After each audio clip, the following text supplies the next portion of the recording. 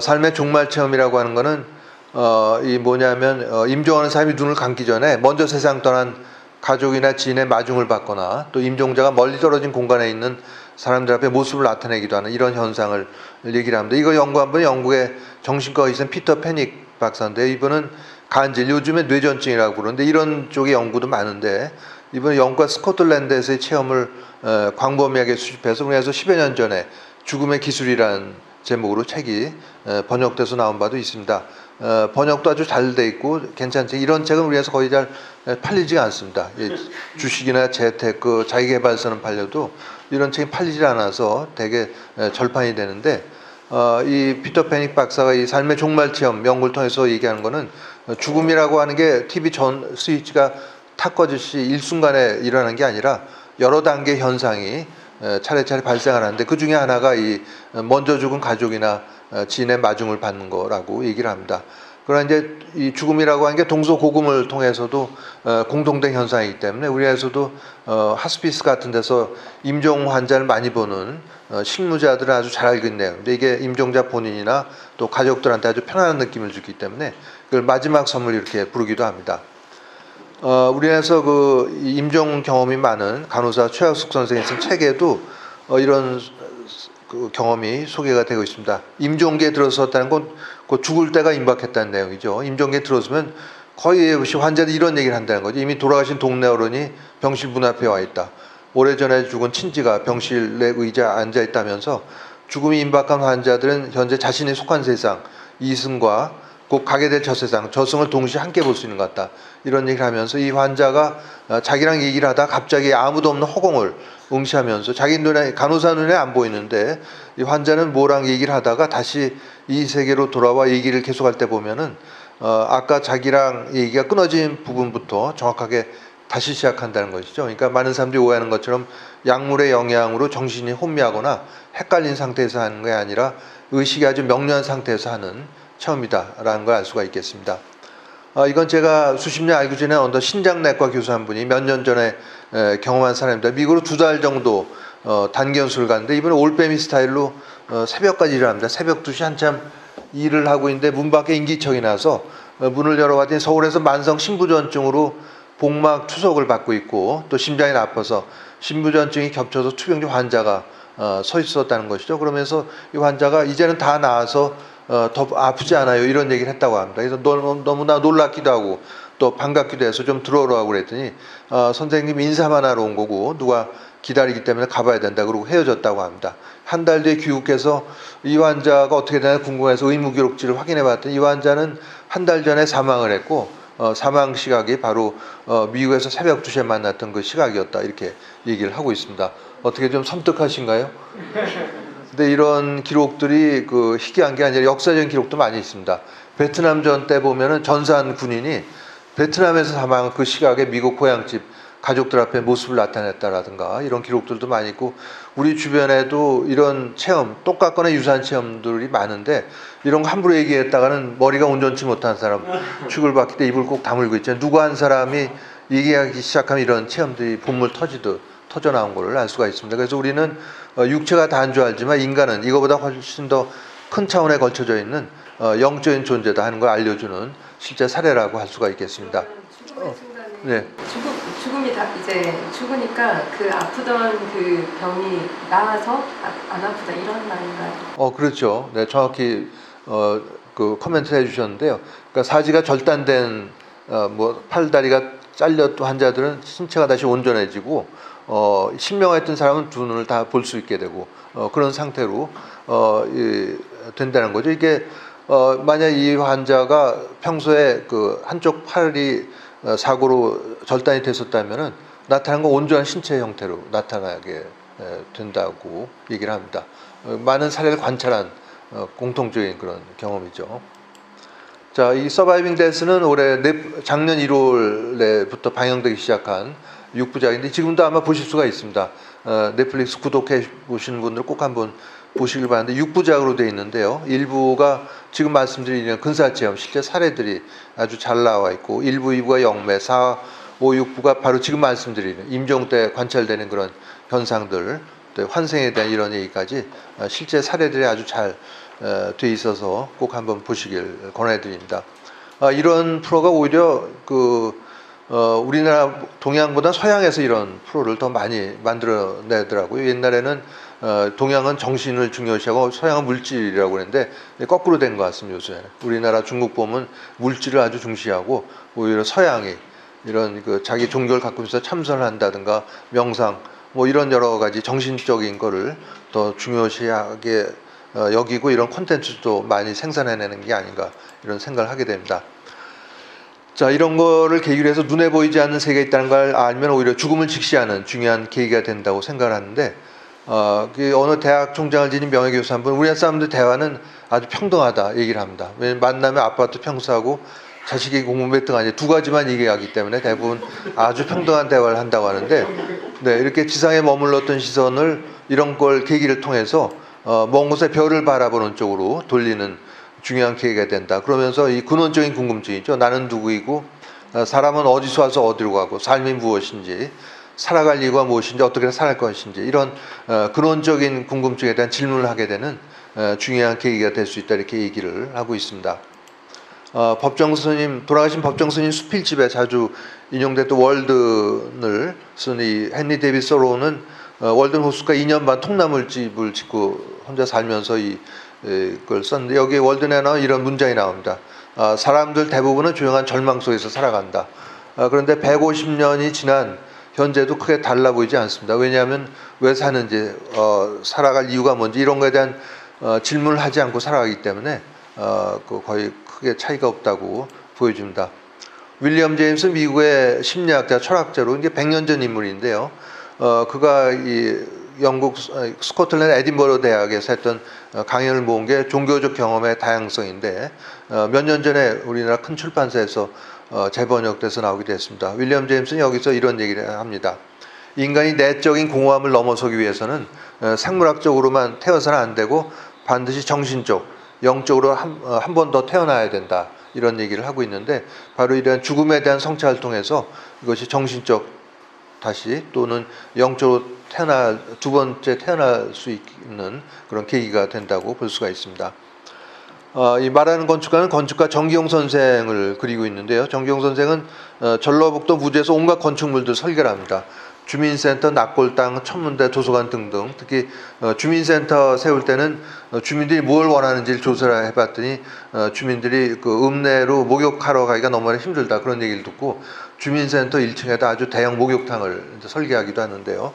근데 한 개인이 이렇게 오랫동안 한 곳에서 이 설계를 맡을 경우에는 경제적 손실을 감수해야 한다고 하는데 그런 걸 무릅쓰고도 했기 때문에 건축계의 공익여원 이런 별명도 들은 바가 있는데 이분이 대장암을 5년 이상 앓다가 2011년도에 세상을 떠납니다. 인터뷰는 세상 떠나기 몇 달 전에 이루어진 인터뷰로서 말기암 환자 본인이 죽음을 어떻게 바라보는지를 담담하게 보여주고 있습니다.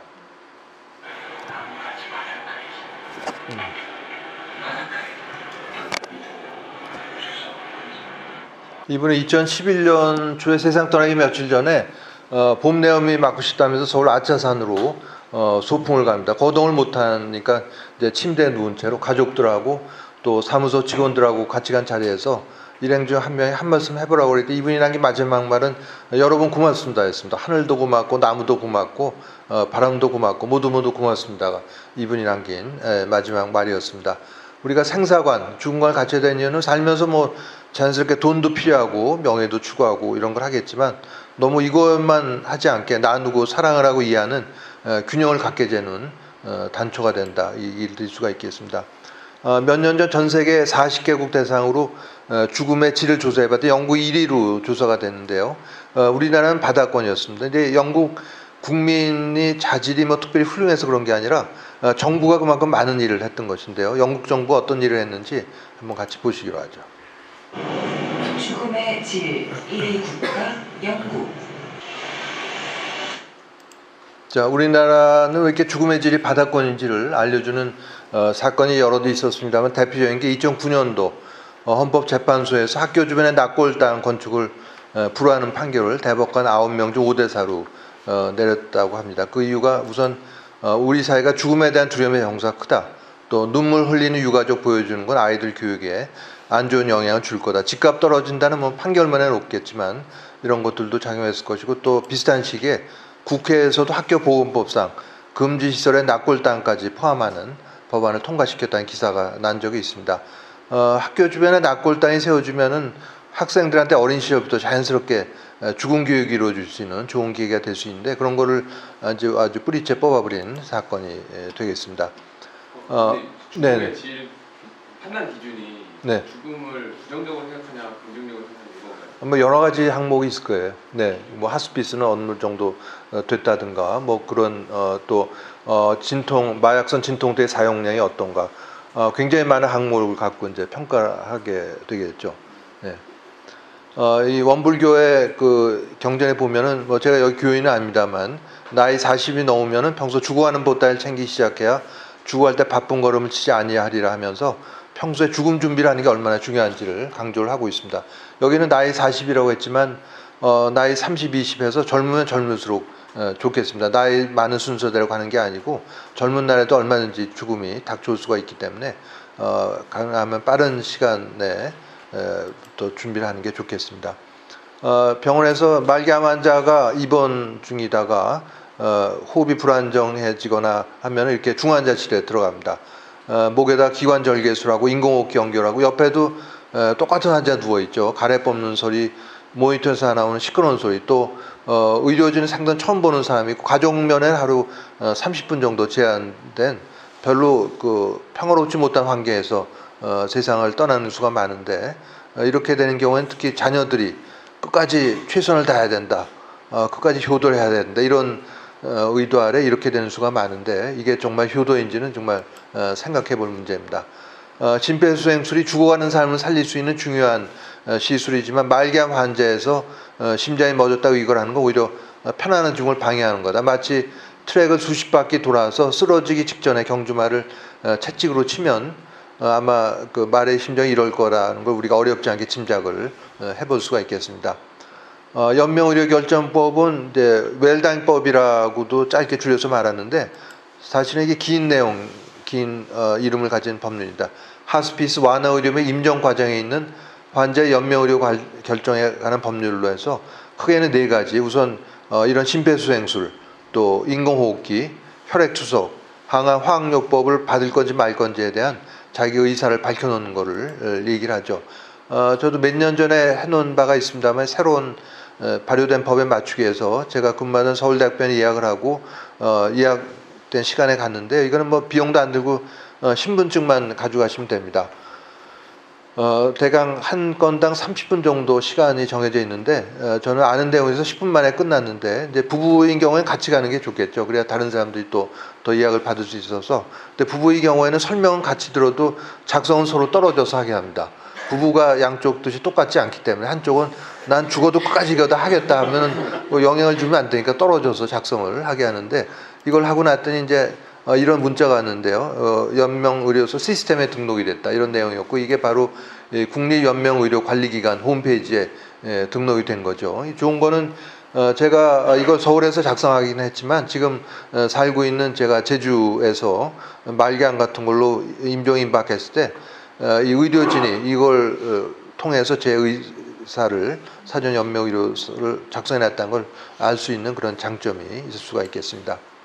2000년도에 좋은 죽음을 찾아서라는 논문이 실렸는데요. 이게 시간도 없는데 이 의학 논문을 소개해드린 거, 이게 의사 몇 사람이 연구해서 쓴 게 아니고 3자, 말기암 환자 본인들, 가족, 의료진 3자가 모여서 여러 번 회의를 해가지고 좋은 죽음이 이거 아니겠는가, 이렇게 결론을 내린 거죠. 4가지는 보시면 금방 이해가 됩니다. 통증을 아픈 걸 참지 말고, 마약성 진통제도 아끼지 말고 잘 써야겠다, 그런 내용입니다.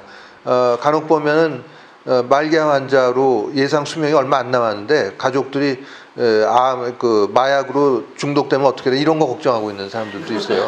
그럴 계제가 아닌데, 또 명확한 의사결정, 죽음에 대한 준비는 혼자 하는 게 아니고 3자가 같이 해야 되는 것일 거고, 훌륭한 마음을 위해서 작별 인사 잘하는 거, 이렇게 그 4가지를 얘기했고, 5번째, 6번째가 특이한데, 5번째가 다른 사람에 대한 기여를 통해서 온전한 인간으로서의 존재감을 느끼는 게 좋은 죽음이다, 이렇게 결론을 내린 것이죠. 이걸 보여주는 영화입니다. 이끼루는 살다 살아있음이라는 영화인데 내용은 이제 죽는 내용입니다. 이 구로사 아키라 감독이 유명한 나생문, 라쇼몽이라는 영화로 국제적으로 잘 알려진 감독의 70년이 넘은 영화입니다. 상도 많이 받고 그런데 주인공은 시청 무슨 과장인데 정년까지 무산이라는 삶을 살았던, 그러다 속이 아파 위장약 먹으며 지내다가 병원에 가봤더니 위암이 다 퍼져서 수술 못하고 반년밖에 못 산다, 이런 시한부 선고를 받게 됩니다.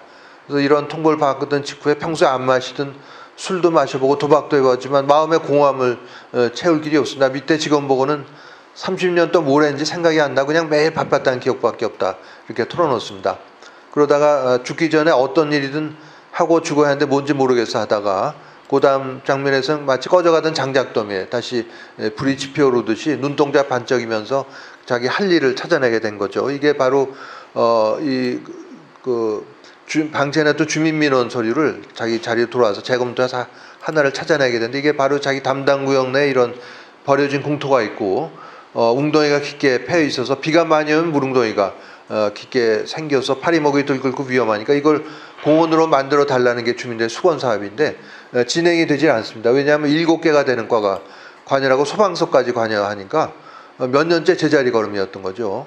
맨날 주민들이 찾아가면 저기 가봐라 저기 가봐라 뺑뺑이만 돌리니까 이걸 주인공이 직접 나서서 담당 과장이 결제 도장을 찍어주기 전까지는 자리에서 일어나지 않는 이런 방법을 써서 하나씩 승인을 받아내게 됩니다. 하도 이 푸대접 받고 다니니까 밑에 직원이 한마디 한 짧은 내용인데요. 아주 좋아하는 제 두 문장도 여기 나옵니다. 같이 보시기로 하죠. 자, 많은 시련 끝에 마을 주민의 수건이 어린이 공원이 완성이 되고 이제 개장 전날이죠. 눈 내린 밤 공원에서 그네를 타면서 숨을 거둔다는 게 영화의 짧은 줄거리가 되겠습니다. 이 영화에 대해서 이 알퐁스 데켄 신부는 독일인 신부인데요. 2차 대전 말에 연합군 폭격으로 친구와 지인들이 죽는 걸 목격을 하면서 종전 후에 미국으로 건너와서 철학으로 박사학위를 받습니다. 그때 일본으로 건너와서 대학 교수를 하면서 1970년대부터 바람직한 죽음 문화 정착을 위해 노력했던 분인데, 이분은 미국 유학 시절에 이 영화가 너무나 좋아서 상영관을 수십 번을 찾아가서 봤다고 합니다. 그러면서 이런 제목으로 주인공이 죽음에 임박해서 타인에 대한 사랑을 통해서 기쁨과 만족감을 느낄 수가 있었고 죽음에 직면함으로써 비로소 보다 바르게 살 수 있었다, 이렇게 얘기를 하고 있습니다. 미국의 사상가 에머스는 진정한 성공에 대해서 이렇게 얘기한대요. 돼지를 키우든 밭을 가꾸든 뭘 하든 간에 자기가 태어나기 전보다 세상을 조금이라도 살기 좋은 곳으로 만들어 놓고 떠나는 것, 이렇게 얘기하는데, 주인공의 저기에 보면은 말기암 진단받기 전까지는 주인공의 입으로도 얘기를 합니다. 거의 미이라 같은 무의미한 삶을 살았다, 얘기할 수가 있겠습니다. 그러나 시한부 선고 받고 나서 얼마 안 되는 짧은 기간이었지만 진정한 성공적인 삶을 살았다, 얘기할 수가 있겠습니다. 또 말기암 환자 일부는 보통 사람이 갖지 못하는 특별한 안경을 갖게 되는데, 이걸 통해서 사물의 참된 모습과 보다 깊은 가치를 보게 된다고 얘기를 합니다. 저녁노을을 수십 년 동안 얼마나 오랫동안 봐왔겠어요. 그러나 진정한 아름다움을 느끼게 된 건 자신의 삶이 얼마 안 남은 시점에서 그런 아름다움을 뼈저리게 보게 됐다, 얘기를 드릴 수가 있겠습니다.